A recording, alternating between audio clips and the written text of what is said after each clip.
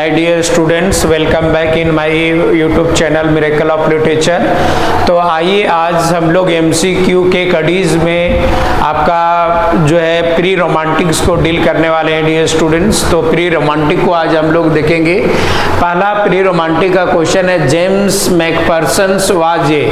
Jack Macpherson कौन सा poet था? आपका British poet, Scottish poet, Irish poet और जर्मन पोएट। ये आपका स्कॉटिश पोएट हो जाएगा डियर स्टूडेंट। पहला ए का आपका A would be correct answer. Now next कहता है when was James Macpherson's born. James Macpherson का जन्म कब हुआ? 1736 में इनका जेम्स मैकफर्सन का जन्म हुआ dear student. Now question number now next में आ जाते हैं। कहता है the four runners of the romantics are of the views that. Four runner of the romantics लोगों का क्या व्यू था? ये इसका आपका जो है इस सब पढ़ने में काफी समय चला जाएगा, इसलिए मैं डायरेक्ट इसका कम टू द पॉइंट आते हैं। Humans are naturally good. मानव क्या होते हैं ना, वो नेचुरली अच्छे होते हैं। Societies makes them bad.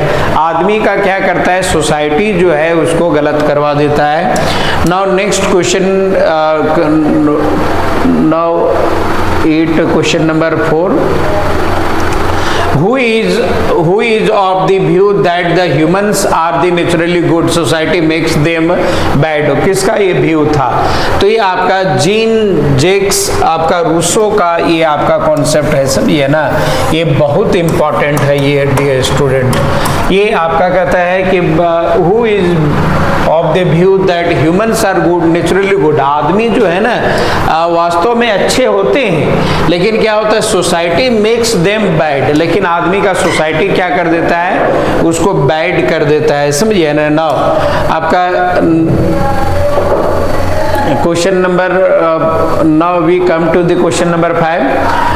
James Macpherson died in. Jack Macpherson का जब मृत्यु कब हुआ? तो ये 1791 में हुआ dear students. Now we come to the question number 6। Who translated the ocean cycle of the epic poems. Ocean cycle of epic poems को कौन ट्रांसलेटेड किया? जेम्स आपका मैकफर्सन ने किया। ये A would be correct answer होगा dear students. Now question number 7 में आ जाते हैं।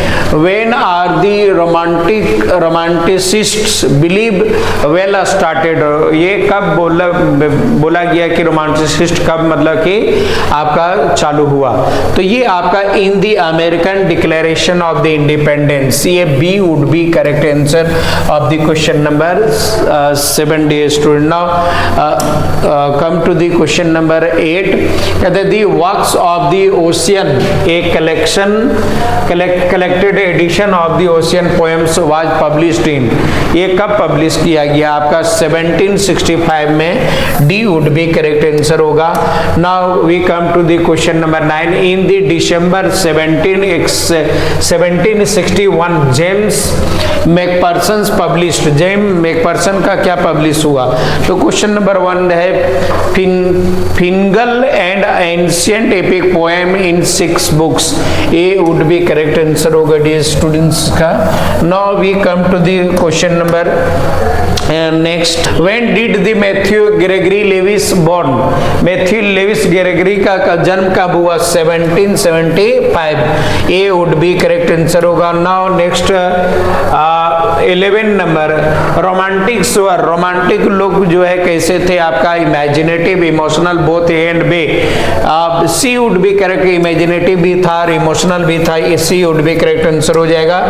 Now we come to the question number. Matthew Gregory Lewis died in the 1818 in. वो कहां पर इनका मृत्यु हुआ? एटलांटिक ओशियन में। B would be correct answer होगा।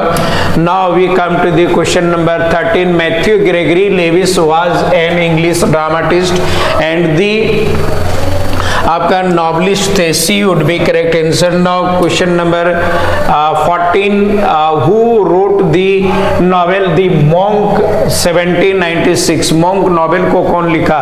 तो आपका मैथ्यू ग्रेगरी लेविस ने लिखा, D would be correct answer होगा डी स्टूडेंट्स का। Now come to the question number 15, the castle of spectre is a romantic romance, is a dramatic romance, ये किसके द्वारा लिखा गया? मैथ्यू ग्रेगरी लेविस के द्वारा लिखा गया, A would be correct answer हो जाएगा। नाउ क्वेश्चन नंबर आ जाते हैं 16, tales of the wonder is written by Gregory Lewis, it was published in, ये कब लिखा गया? आपका 1801 हो जाएगा, B would be correct answer हो जाएगा।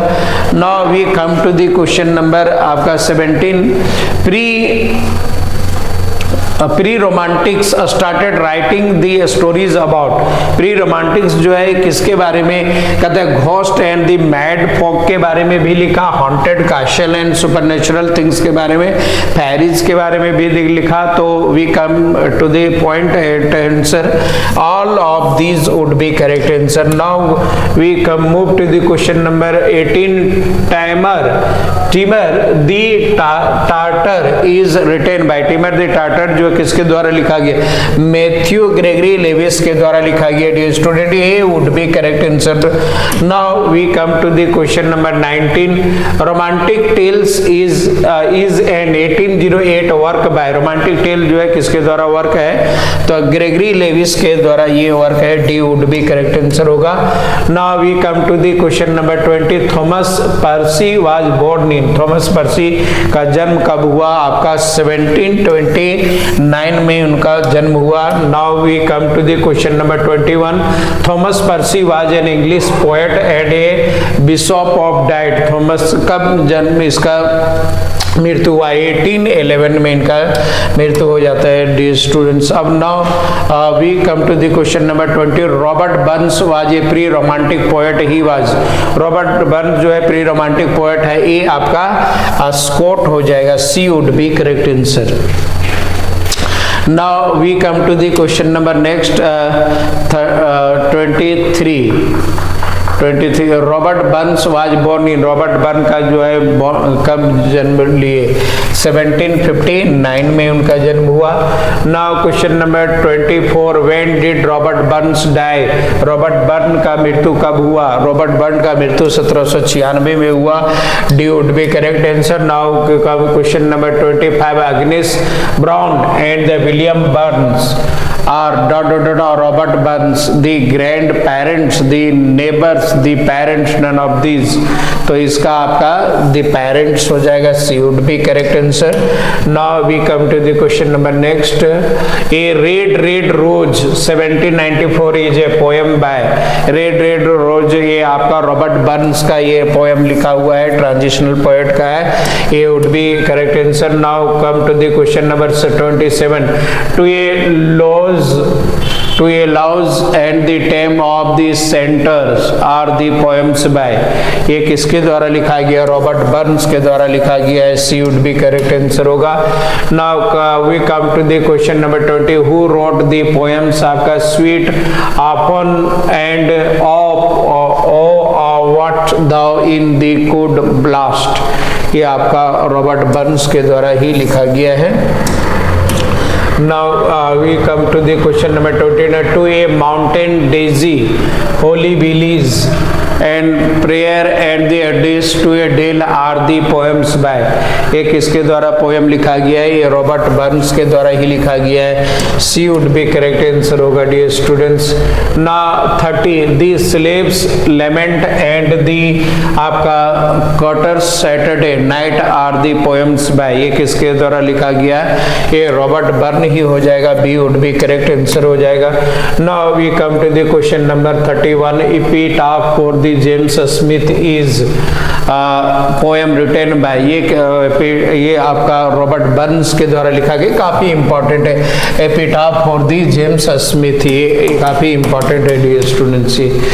नाउ नेक्स्ट क्वेश्चन की अगर हम लोग बात करेंगे, 32 who is called the first modern proponent of the anarchism. Anarchism का फर्स्ट मॉडर्न प्रोपोनिज्म आपका विलियम गॉडविन हो जाएगा, B would be correct answer हो जाएगा।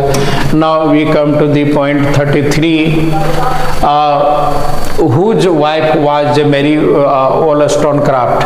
वो मेरी वॉलस्टोनक्राफ्ट किसकी पत्नी है? तो ये विलियम गॉडविन की पत्नी है, ये वुड बी करेक्ट आंसर हो जाएगा। Now question number 34, things as they are as a Godwin by William.